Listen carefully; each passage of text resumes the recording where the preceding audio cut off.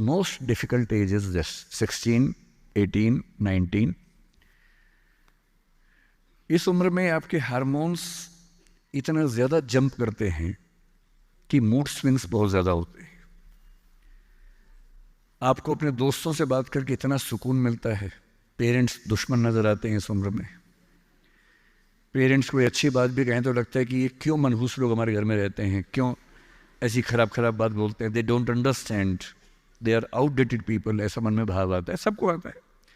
आपको आ रहा है तो पहली बार नहीं आ रहा है, आज से 30 साल के बाद आपके बच्चों को भी आएगा आपके बारे में, एकदम उतनी ही इंटेंसिटी से आएगा जितना आपको आता है। जितना आपको लगता है कि आपके पेरेंट्स बिल्कुल नहीं समझते, आपके बच्चे आपके बारे में यही सोचेंगे 30 साल बाद। ये एकदम इटर्नल ट्रुथ है जिसको आप रोक नहीं पाएंगे। So this is a normal thing. आप लोगों की एज में जो सबसे बड़ी चिंता मुझे होती है, जैसे मैं अपने बेटे से बात करता हूँ तो मैं तो एक बहुत ही खराब पेरेंट हूँ। खराब पेरेंट का मतलब मैं कभी कहता ही नहीं कि पढ़ो, कभी कहता ही नहीं कि टॉप करो, मैं कभी नहीं कहता। मैं सिर्फ ये कहता हूँ कि बेटा हर साल एक क्लास पास करते रहो, काफ़ी है। बस इतनी साउंड प्रिपरेशन मत करना कि मैं 8वीं क्लास 2 बार में करूँगा, ऐसा मत करना, एक ही बार में कर लो। और मैं कभी परसेंटेज पूछूंगा नहीं आपसे, मैं पूछता भी नहीं, हालांकि वो बता देता है, लेकिन मुझे उसमें इंटरेस्ट है नहीं। Whatever percentage he gets. And we also have a daughter, I mean I am not the biological father, she is a relative's daughter, so she lives with us. हम दोनों बच्चों से बोलते हैं कि हम कभी नहीं पूछेंगे परसेंटेज क्या है, ना हम पूछते हैं, ना हमारा इंटरेस्ट है।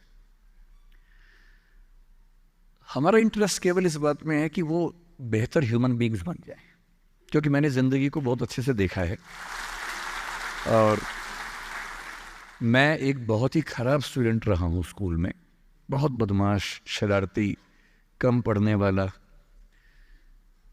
पर दिमाग इतना था कि 10 दिन 20 दिन पढ़ के अच्छे नंबर आ ही जाते थे।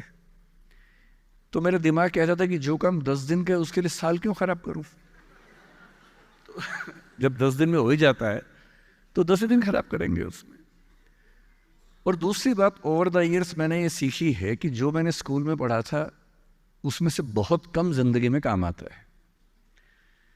मैंने ट्रिगोनोमेट्री पढ़ी, मेरी ज़िंदगी में कभी काम नहीं आई।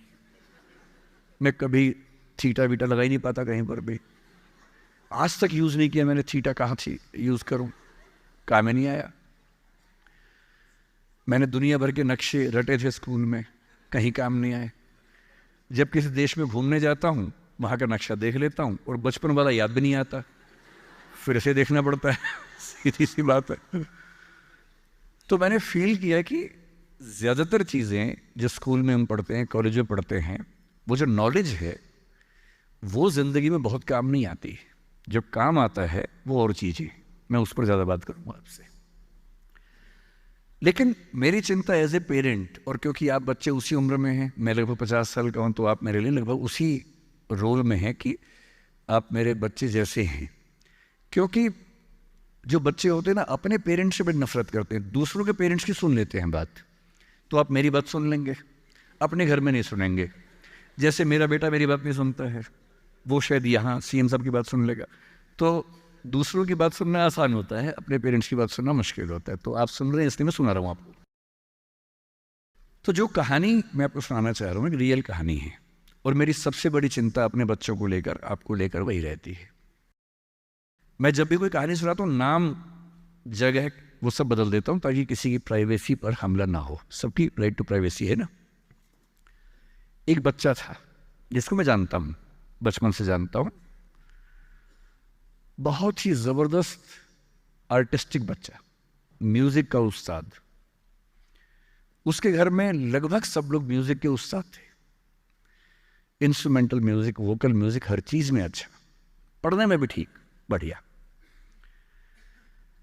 और जब हम स्कूल में थे, वो मेरी क्लास में तो नहीं था, थोड़ा सा अलग क्लास में था, पर स्कूल में बहुत पॉपुलर था, being into music. I was in debating, he was into music.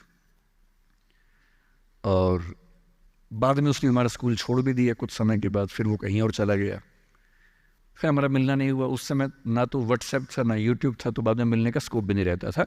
जो एक बार चला गया वो चला ही जाता था उस समय। अब तो बच्चे ज़िंदगी भर दोस्त रहते हैं।